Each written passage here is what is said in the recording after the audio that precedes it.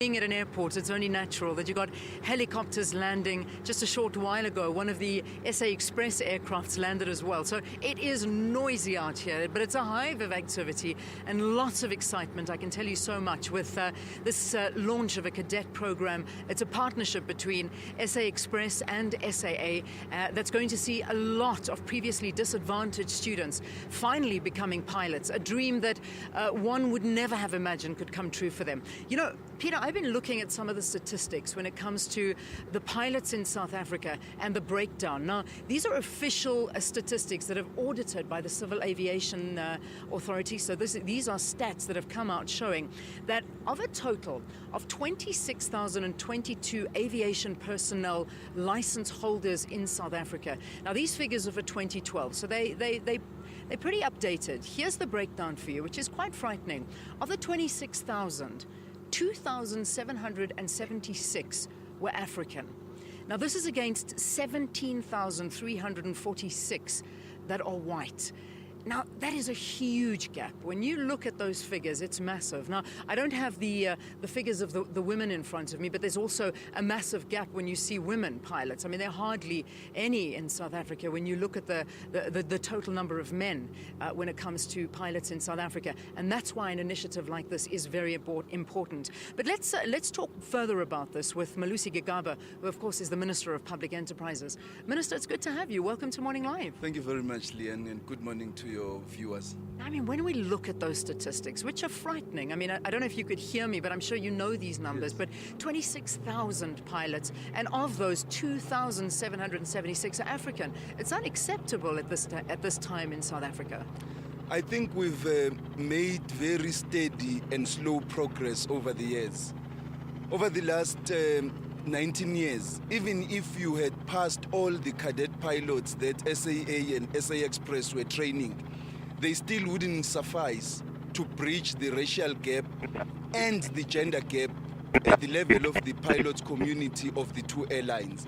If you look at the women and black pilots at SAA, at SA Express, including at Mango, the gender and racial disparities are too huge. And that is why the president has insisted to us that we need to ramp up our programs and show greater ambition and boldness in how we take on board the groups that were historically marginalized, so that we can bridge the divide and ensure that we comply with the injunctions of our constitution. Yeah, well, I mean, when I spoke to both the CEOs of SAA and of SA Express, and they spoke about their involvement. What is Public Enterprises' involvement in all of this?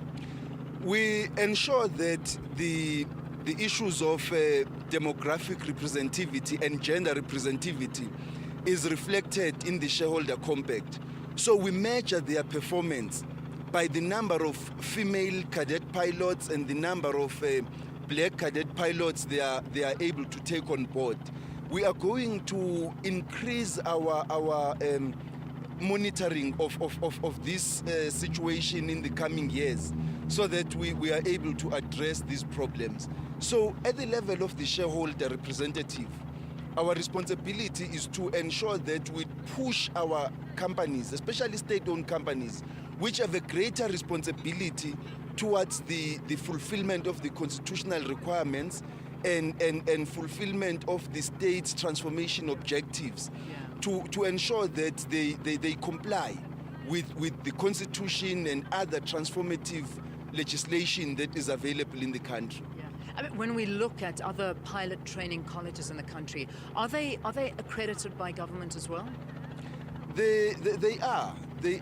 And we intend in the coming years to work closely with the South African National Defence Force, with DINEL, to ensure that we are able to increase the numbers that we have. So we're trying to look at more innovative ways to bring on board a number of the cadet training academies that are available in the country, including utilizing other state entities such as the National Defence Force to assist us to achieve our objectives. Yeah. Well, Minister, thank you very much for being with us. Good luck, and let's hope that there are many more programs like this that are going to be launched in all departments, because I think this is it's a great example of what can be done. I challenge actually the South African youth to take advantage of these opportunities. We will request them to study more maths, more science at school, so that we are able to take them on board for these training opportunities to expand the pool of pilots.